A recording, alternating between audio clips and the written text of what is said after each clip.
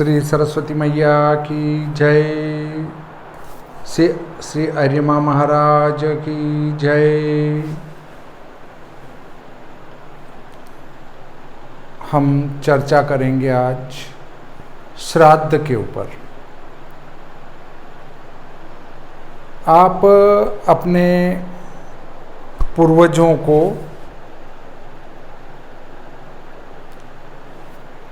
कहीं पहुंचा के आ गए हैं तो श्राद्ध पक्ष में श्राद्ध करने की आवश्यकता नहीं है।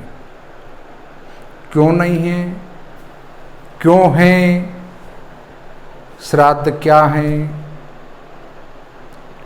इस पर हम चर्चा करेंगे। मैं श्री भादव माता पंचांगकर्ता ज्योतिषाचार्य पंडित भागीरथ जोशी, विश्व सायन लग्न सारिणी, विश्व दिनमान सारिणी, विशोपकार नयनम, भविष्य फल मार्तंड आदि पुस्तकों का लेखक निमच से। श्राद्ध क्या है? श्रद्धा से दी जाने वाली वस्तु या भोजन या भेंट के कारण ही श्राद्ध कहलाते हैं। अर्थात श्राद्ध पक्ष में हम हमारे पितरों के लिए जो श्रद्धा पूर्वक भेंट करते हैं वही श्राद्ध हैं। 96 श्राद्ध माने गए हैं, उनमें से मुख्य श्राद्ध पक्ष है। श्राद्ध पक्ष क्यों नियत किया गया? अब जैसे किसी के कोई भी परिवार में मृत्यु को प्राप्त हुआ वैशाख महीने में, किसी के ज्येष्ठ में हुआ, किसी के आषाढ़ में हुआ, किसी के फाल्गुन में हुआ, तो हमें वो सारी तिथियां न मनाते हुए उन सब का एकीकृत रूप कर दिया गया कि भाई आप कृष्ण या शुक्ल पक्ष में कभी भी मृत्यु हो तो भी आपको ये कृष्ण पक्ष की ये तिथि, वो आपकी मृत्यु तिथि मनाना है। अब कौन सी तिथि मनाई जाए? दाह संस्कार वाली मनाएं या फिर मृत्यु वाली मनाएं? तो उसके लिए कहा गया है कि आप अंतिम समय में जो श्वास जब अंतिम छोड़ा या उस जिस समय के बाद और कोई श्वास प्राणी ने नहीं लिया, मृत्यु हो गई, उस समय जो तिथि थी उसको ही श्राद्ध में ली जाती है। अब यदि किसी की अकाल मृत्यु हो, अर्थात आयु पूर्ण नहीं हुई हो और मृत्यु हुई हो, तो पूर्ण आयु किसे कहते हैं? वर्तमान कलियुग में लगभग 70 वर्ष की आयु या 60 और 60 से ऊपर हो जाते हैं, उसके बाद मृत्यु को प्राप्त होते हैं तो वो अक्सर अधोगति में नहीं जाते हैं। परंतु कौन गति को प्राप्त होगा, कौन गति को प्राप्त नहीं होगा, इसका निर्धारण कैसे किया जाए? तो हमें जो गति गया उसका भी यहाँ पर श्राद्ध करना है, नहीं गया उसका भी श्राद्ध करना है, क्योंकि हमारे पास कोई पैमाना नहीं है कि ये तो इससे सदगति चला ही गया। परंतु जो अक्सर कम आयु में या किसी घटना से, दुर्घटना से मृत्यु को प्राप्त होते हैं वे अधोगति में ही जाते हैं। दूसरी बात आती है कि कभी कभी कम उम्र में मरने वाला व्यक्ति भी गति को चला जाता है और कभी कभी 70-75 की आयु वाला व्यक्ति भी गति को नहीं जाता है, क्योंकि अंतमति सो गति, यानी जिस समय उसके प्राण जा रहे हैं उस समय यदि परिवार में किसी पर उसका जीवन रह जाता है तो फिर वो गति को प्राप्त नहीं होते और वापस प्रेत योनि में आ जाते हैं। अब प्रेत पितृ क्या है? यदि हमारे पितृ कोई मृत्यु को प्राप्त होते हैं और उनकी दशा कर्म की विधि और एकादशा की विधि और द्वादशा की विधि न की जाए, तर्पणादि न किए जाएं, तो वे पितृपंक्ति में नहीं जा पाते हैं। अर्थात मृत्यु के बाद प्राणी एक अंगुष्ठ मात्र का शरीर धारण करता है और उसके बाद दशा कर्म की जो हम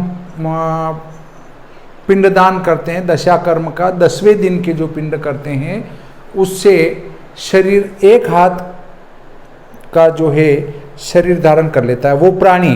वह प्राणी एक हाथ का शरीर धारण करता है। उसमें अलग अलग पिंड से अलग अलग भागों की उत्पत्ति होती हैं और फिर उसके बाद 11वें दिन के पिंड को वो भक्षण करता है। दशा कर्म के पिंडों को वो भक्षण नहीं कर पाता है प्राणी। वैसे तो विधान है कि तीसरे दिन से प्रतिदिन पिंडदान किया जाए, एक रोज किया जाए प्रतिदिन का, परंतु हम रोजाना पिंड की प्रक्रिया नहीं अपना सकते हैं, इसलिए 10वें दिन ही सभी दिन के पिंड कर देते हैं और उससे वो प्राणी जो है एक हाथ का अंगुष्ठ से छोड़कर एक हाथ का शरीर धारण करता है और इसके बाद वह शुभ फलादि देने के लिए समर्थ होता है। परंतु यदि आगे उनका श्राद्ध नहीं किया जाता है तो वह पितृ पंक्ति से उतरकर प्रेत पंक्ति में चला जाता है। अब देखें आप कि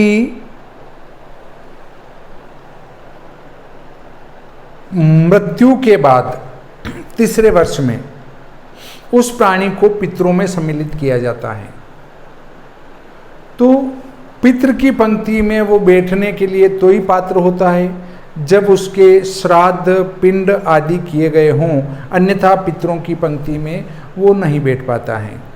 पितृ और प्रेत निम्न सीढ़ी हैं, प्रेत, राक्षस, ब्रह्म राक्षस, इनसे ऊपर जाके फिर पितृ हैं। और पितृ शुभ और अशुभ फल देने में समर्थ होते हैं, वो अच्छा फल दे सकते हैं, परंतु जो प्रेत हैं वो कभी भी चाहते हुए भी आपको अच्छा फल नहीं दे सकता है। क्यों? कि प्रेत के पास देने के लिए कुछ नहीं होता है, वो आशीर्वाद देने में समर्थ नहीं होता है। क्यों नहीं होता है? कि स्वयं ही अतृप्त हैं, वो शुद्ध पानी नहीं पी सकता है, उसको गटर का और अशुद्ध पानी पीना पड़ता है, अशुद्ध भोजन करना पड़ता है, तो वो आपको कहाँ से आशीर्वाद प्रदान करेगा? आशीर्वाद लेने के लिए पितरों का तर्पण आदि करना होता है, पिंड आदि करना होता है, तो जाकर वह प्रेत योनि से उठकर पितृ योनि में या पितृ पंक्ति में बैठ जाता है। प्रेत से उठकर पितृ पंक्ति में बैठता है, फिर वो आपको आशीर्वाद प्रदान करता है। अब आप देखेंगे कि अधिकांश घरों में अशांति, तनाव रहना, आपसी मनमुटाव, झगड़ा, पति पत्नी में नहीं बनना, पिता पुत्र में नहीं बनना, आदि आदि जो कई विघ्न उत्पन्न होते हैं, हम कोई काम करने जाते हैं नहीं बनना, और भी कई काम होते हैं। तो ऐसे लोगों के लिए आपको पितृदोष जानना चाहिए और पितृदोष जानकर उनकी मुक्ति का प्रयास करना चाहिए। अब आप कई बार उनको छेड़ तो देते हैं, छेड़ने के बाद में यदि अगर आपकी क्रिया कराने वाला जो विद्वान है वो व्यवस्थित नहीं मिला, तो फिर वो मतलब जिनके चुपचाप बैठे और जाके कुछ छेड़ करे, तो फिर वो आपको अशुभ फल देंगे, क्योंकि वो प्रेत पंक्ति में है। अतः पितरों को सद्गति पहुंचाने के लिए तो ही प्रयत्न करें जबकि एक समर्थ आचार्य विप्र मिले। अब इनके लिए क्या क्रिया होती है? सबसे अच्छी क्रिया मानता हूं मैं कि आप हरिद्वार में नारायण बलि कराकर ब्रह्म कपाल पर पिंडदान करा दें, क्योंकि ब्रह्म कपाल ब्रह्मा जी का सिर है और जो सिर पर चला गया वो लौट के वापस नहीं आता है। गया जी से बड़ा स्थान हरिद्वार है, गया जी पैर हैं, हरिद्वार नाभि हैं और बद्री विशाल सिर हैं। तो जो पैर पर चला गया, अब बहुत सारे क्या कहते हैं, देखो बात बताता हूँ मैं। एक मेरा विस्तृत वीडियो इस पर पहले से है कि पिंडदान कहाँ कराना चाहिए, कैसे कराना चाहिए। वो मेरा वीडियो है प्रेत क्रिया क्या है। अगर आप YouTube पर सर्च करेंगे, हिंदी में लिखेंगे प्रेत क्रिया क्या है, तो उसमें पिंडदान कहाँ करवाएं, कैसे करवाएं, वो सब विस्तृत बताया है मैंने। उसको भी आपको पूरा सुनना चाहिए। इसके बाद हम लेते हैं कि बहुत सारे कहते हैं कि यार आपके पितरों का दोष आ रहा है। तो कोई कहते हैं अरे मैं तो छोड़ आया पिताजी को और माताजी को, वहाँ छोड़ आया, गया जी में छोड़ आया। वो पशु थे जो आप उनके गले में रस्सी बांध के ले गए और छोड़ के आ गए। ये ऐसे शब्दों का प्रयोग ही पितृदेवताओं को नाराज करवाता है। आप पितरों को छोड़ के नहीं आ गए। कैसे छोड़ के आ गए? वो अदृश्य आत्मा है। हाँ, आपके माता पिता जिंदे थे ना, आप उनको ले गए वहाँ छोड़ के चले आए, तो वो तो कहेंगे कि छोड़ आए गया जी में, परंतु वो अदृश्य आत्मा है। आप उनको कैसे तो ले गए और कैसे छोड़ के चले आए? क्या वो आपके साथ में आए, इसका प्रमाण है आपके पास? नहीं है। आप वहीं उनको छोड़ के आ गए, इसका कोई प्रमाण है आपके पास? नहीं है। नारायण नाग बलि होती है, जो विष से मरता है, जहर से मरता है, उसके लिए नाग बलि होती है, और जो अन्य घटना से मरता है उसके लिए नारायण बलि होती है। और ये क्रिया होने के बाद में फिर अभिमंत्रित करके, एक तो पुतलदाह किया जाता है, पुतलदाह के बाद अभिमंत्रित करके चावल रखे जाते हैं, चावल की बलि दी जाती है, और फिर कौवे का आह्वान किया जाता है कि हे काग ऋषि, आप पधारो और मेरे पितृदेवताओं को सदगति पहुंचाओ। तो वो कौवा अगर आपके चावल आके खा गया तो पितृदेवता सदगति गए, अन्यथा नहीं गए। यदि किसी को शंका आ जाए कि चावल तो कौवा खा जाएगा, तो मैं कई बार जाता रहता हूँ हरिद्वार, कई व्यक्तियों की नारायण बलि पूजन भी करवाता हूँ। तो वो जो कहते हैं कि कौवा खा जाएगा, वो एक व्यक्ति के दिन भर दौड़ते रहे और दूसरे दिन फिर कौवा आया, वो भी बुलाया तब जाके आया। अन्यथा कौवा ऐसे अभिमंत्रित चावल पर कभी चोंच नहीं मारेगा। और अगर कोई छोटा बच्चा आके मारने भी लग जाए तो समझदार कौवा आके उसको उड़ा देगा।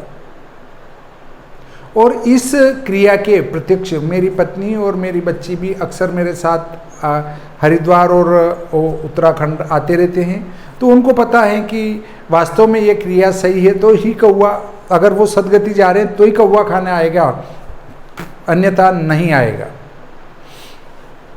अब आप कह रहे हैं कि मैं गया जी छोड़ आया। कई बार पितृ देवता इतने प्रेत पंक्ति में गिर जाते हैं कि गया जी में पिंड करने से उनकी गति नहीं होती है, और वो अधोगति में वापस आपके साथ चले आते हैं। तो क्यों चले आते हैं भाई? गया जी का तो महात्म्य में लिखा है, परंतु गया जी से बड़ा स्थान है। अगर आपके 100 ml का इंजेक्शन लगा है, उससे बुखार नहीं टूटा, तो 200 का लगाते हैं, फिर 500 का लगाते हैं, और फिर 1000 ml का लगाते हैं।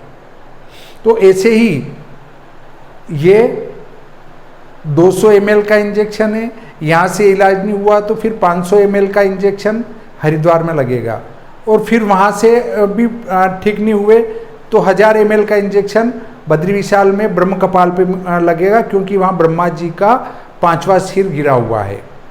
अब जो वहाँ पहुँच चुके हैं उनकी गति हो जाती है, पर कई बार वहाँ पहुँचने पर भी गति नहीं होती, क्योंकि प्रेतत्व बहुत बड़ा होता है। अब तो उसके लिए पहले आप हरिद्वार में नारायण बलि करवाएं और उनकी काग बलि भी दिलवाएं, कौवा खा रहा है कि नहीं खा रहा है। अगर वहाँ से आपको संतुष्टि मिल गई तो फिर लास्ट में ब्रह्म कपाल और कर दें, वो गति चली जाएंगे। और गति में भी आप शुक्र क्षेत्र में आप तर्पण करवा दें, उधर धारा जी में तर्पण करा दें, फिर उसके बाद नारायण बलि, फिर उसके बाद यमुनोत्री जी में तर्पण करा दें, फिर त्रियुगी नारायण में भी करा दें, गंगोत्री में भी तर्पण करा दें। और इतने तर्पण और नारायण बलि के बाद यह ब्रह्म कपाल पर जो पिंड करते हैं, तो वो निश्चित ही पितृ सदगति चले जाते हैं।